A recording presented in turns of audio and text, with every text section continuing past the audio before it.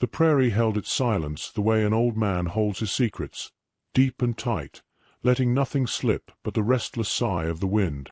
For 9 years, James Calder had lived within that silence, his days marked by the creak of the windmill, the ache of fence posts leaning in tired soil, the lonely thud of his boots on weathered boards. He was 30 now, though the lines across his brow gave him a weariness older than his years. The townsfolk had long since given up on him, dismissing him as the rancher who kept to himself, a man half buried already in solitude. Once he had been different. Once he had been a young man with laughter in his chest and plans for a family under his roof.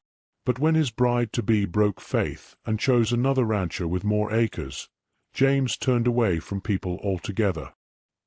He worked his land as if punishing himself, until the habit of silence became all he knew. Whispers in town carried his name like a curse. Calder's ghost, they sometimes called him, for he walked stiff and hollow-eyed, his voice seldom heard. That spring afternoon, the sky wore a pale shade of blue, stretched thin as worn cloth, and James was mending a section of broken rail when a dust cloud rose on the far trail. He straightened, squinting against the glare. What came into view was no cattle drive, nor the easy gait of a rider, but a wagon, tired and heavy, dragged by horses whose ribs showed in the light. Its wheel wobbled like a drunkard's step. He watched it come closer, suspicion tugging at him. Strangers seldom passed this way. By the time the wagon lurched to a halt near his fence line, James could see the travellers clearly. A man in late middle age, his posture dignified though his shoulders bore the stoop of years. At his side clung a little boy, not more than 5, whose wide eyes darted nervously. Beside them sat 2 young women, their features alike enough to be sisters, both about the age James had once been when his heart was broken. One carried herself with gentleness, her gaze soft yet steady, while the other's expression was sharp, as though she distrusted the very earth beneath her. The man stepped down, bowing slightly in courtesy, and spoke in careful English, his voice low but firm. "Sir, we ask only for water. The wheel is broken. We will not trouble you longer than we must." His name, offered humbly, was Liang Wei. James said nothing at first. His instinct, hardened by years of solitude and sharpened by the town's scorn, was to turn away. His land had been his shield, his silence his only companion. But when the small boy wavered and crumpled into the dust, overcome by heat and thirst, James moved without thought. He brought water from his barrel, kneeling stiffly to tip it to the child's lips. The boy drank greedily, wetting cracked lips, and the sound of it, the simple gulp of life returning, struck James deeper than he cared to admit. The daughters thanked him with quiet nods. The gentler one, Meilin, held the boy close, murmuring words James could not understand, though the tone was balm enough.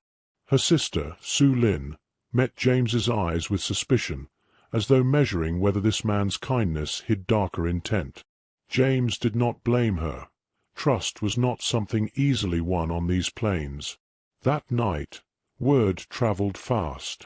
Someone must have seen the wagon lingering near his land, because by the time James rode into town for supplies the next morning, whispers buzzed like flies around him. At the saloon's porch, men smirked. Here Calder's got himself company. Chinamen, they say. With girls, too. Another voice laughed, cruel and cutting. Maybe loneliness finally broke him. James felt the heat of shame crawl up his neck, but kept his eyes forward. He did not answer. He never did. Yet the words clung to him as he made his way back, each syllable like burrs under his skin. When he reached the ranch again, the family was still there, camped near the fence where the wagon had stopped.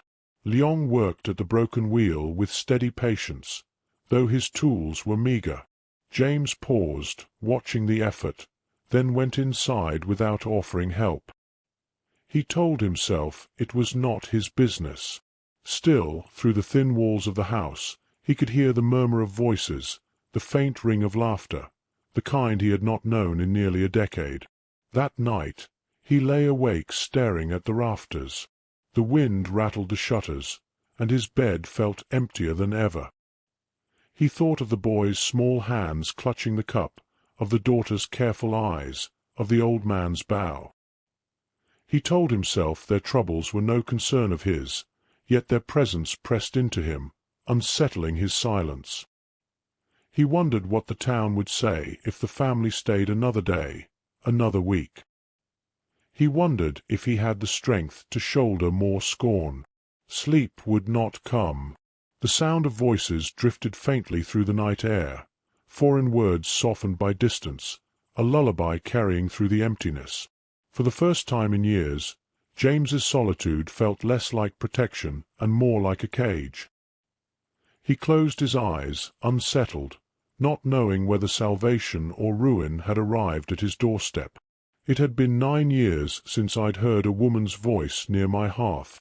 I did not yet know if it was the sound of hope, or the whisper of a storm. The days that followed folded into one another like worn pages of an old book. Liang worked beside the wagon each morning, his hands steady despite his years, while the 2 daughters moved quietly across the yard. Su Lin kept her distance, her eyes sharp as flint whenever James drew near, yet Meilin's presence carried a calm that settled the air like the hush before dawn. James watched more than he spoke, uneasy with how easily the silence of his ranch was filling with voices not his own. The boy trailed him often, small footsteps crunching behind, his curiosity louder than words. James never asked him to leave. Instead, he let the child watch as he drove nails into sagging fence posts or hauled buckets from the well. It felt strange, that small weight of company, like a shadow he did not resent. The sisters would call the boy back eventually, but in those moments James felt something thaw, something that had been frozen in him for years. The town, however, was less forgiving. When James rode in for supplies again, he felt the eyes on him before a word was spoken. At the counter, a rancher leaned close and muttered so all could hear, "Careful, Calder. Keep their kind around, and you'll find yourself marked same as them." Laughter rippled across the room, coarse and sharp. James's jaw tightened, but he did not lift his gaze.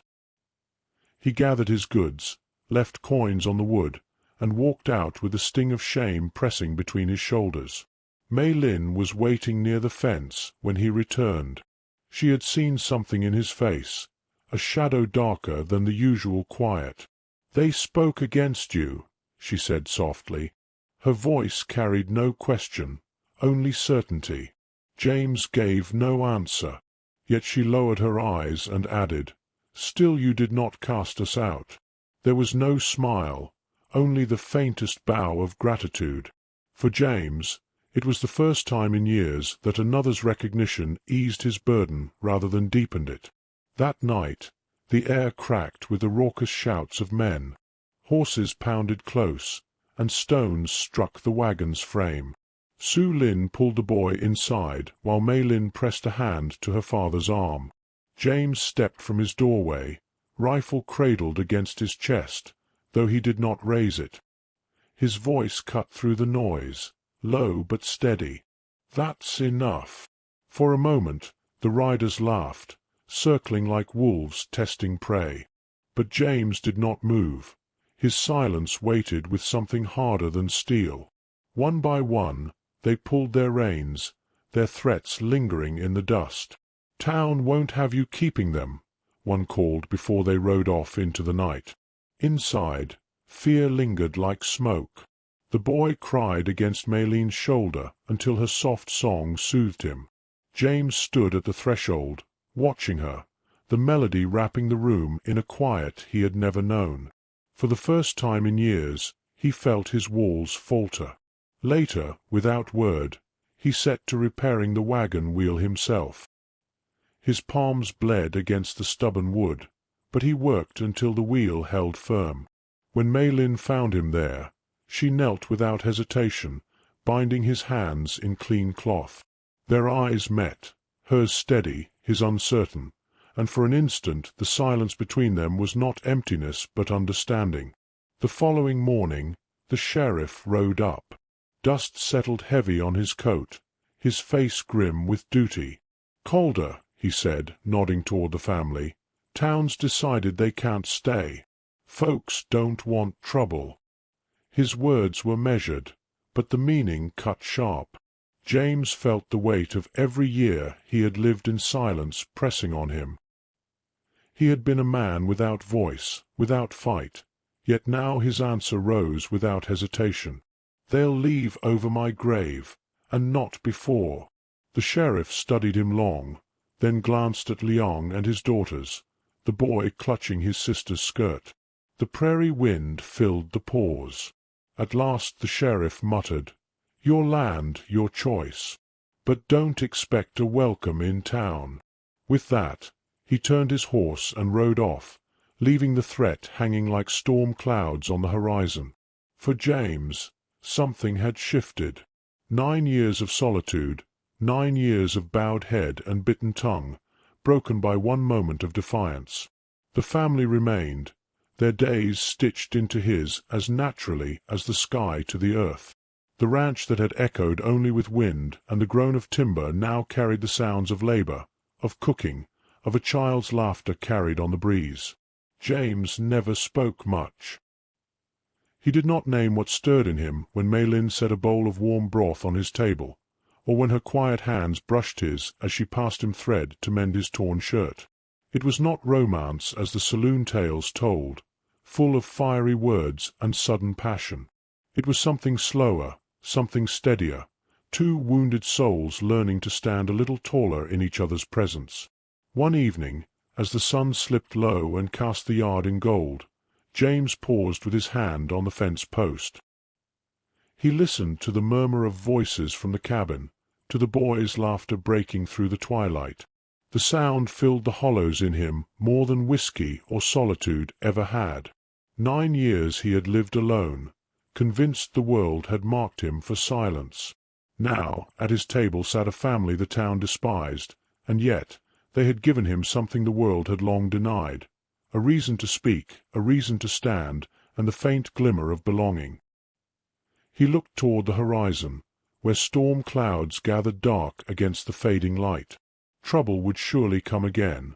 The prairie never let a man rest easy for long. But for the first time in years, James Calder did not feel afraid of the storm. He felt alive within it, with voices now to share the silence, and hands that mended what was broken. "I once believed I was a ghost, forgotten by the world. But sometimes salvation does not arrive in thunder. It comes in small voices asking only for water, and leaves behind the echo of home."